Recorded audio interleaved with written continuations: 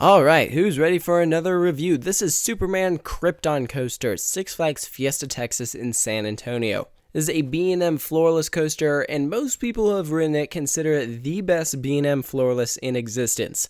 And guess what, guys? I absolutely agree with them. This is my favorite floorless coaster that I've ridden. I haven't ridden every single one in the US. I'm still missing out on some coasters like Kraken, but I have gotten to ride a lot of them in the United States, and this one is definitely the best. What makes it so unique, you ask? Well, see that wall right there? Yeah, this coaster interacts with it. It'll pop up and over it, dip down right next to it, so it gives you scenic views. And the people who have designed this thing are just absolutely brilliant that they have used that to their advantage. It is so picturesque and just beautiful to watch, and we're not even talking about the ride experience. So already we're off to a great start. The ride looks great. And if we want to talk about layout and elements, it just has an absolute great layout. First of all, it's a long ride. You have a big drop with its height of 168 feet, and your maximum speed is 70 miles per hour. That is very fast for a floorless coaster. You're thrown through 6 inversions, a vertical loop, 0 G-roll, cobra roll, and some corkscrews. Plus, it's smooth. Some of these B&M coasters will develop a rattle.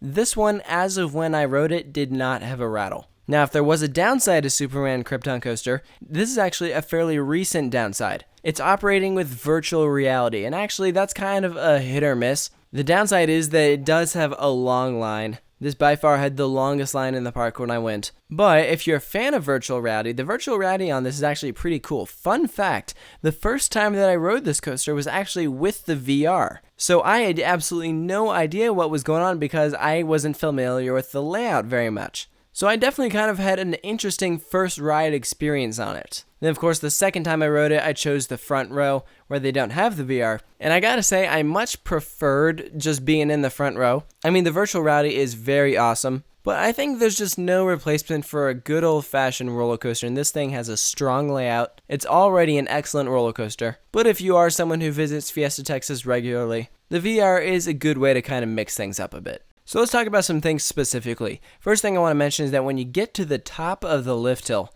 the view you get is awesome. Because you climb up and over this quarry wall, you actually get this view of what looks like a shopping mall. But it's pretty cool because it's like, here you're on this roller coaster, you go up over this wall, and boom, it's just all this land with all these businesses and stuff. It's pretty cool. You pop off the lift, make a turn to the right, and curve down the drop.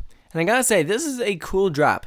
It's actually pretty different compared to most floorless coasters' drops. Sure, you have plenty of coasters that'll have that curving, swooping drop, but this one is almost like a descending helix. I thought it was pretty unique. I can't think of too many roller coasters that have a drop like that. So you come off the drop and go into this humongous vertical loop. The hang time is great. This loop is ginormous. It's one of the largest in the world. And you have Superman standing at the top of it, being all super. I mean, that's great. Six Flags Fiesta, Texas didn't have to do that, but I think it's a very awesome addition. So following that loop, you're actually going to pop back up onto the quarry wall and go into this helix. Normally helixes are saved for the end, but because of the terrain, they had this opportunity where they had enough speed to get it back over the wall, and it's so cool. So after that helix, you're going to plunge back down to the ground and go into a 0 G roll. Always love a good 0 G roll. To which you then fly into a cobra roll. Normally I'm not a huge cobra roll fan, but this one isn't bad at all. Sometimes cobra rolls can have a tendency of being abrupt and jerking you to the side. I didn't really find that with this one. I thought it was pretty smooth, and so I have no complaints there. So next you're going to come to a brief pause in the mid-course brake run, curve out of it, and then go into these interlocking corkscrews. And then you go into this brief little wave turn, and then boom, you're done. Overall, I think the Superman Krypton coaster is a very strong B&M. Like I said, best floorless coaster. Where does it rank among other B&Ms in the US? I don't know about top 10, but I'd say top 15 B&Ms for United States. I think it's a very strong looping coaster in general. I'd say second best coaster in San Antonio. So for its final score, I'm going to give it an 8.5. And the only reason why I'm not getting a perfect score has nothing to do with the actual roller coaster.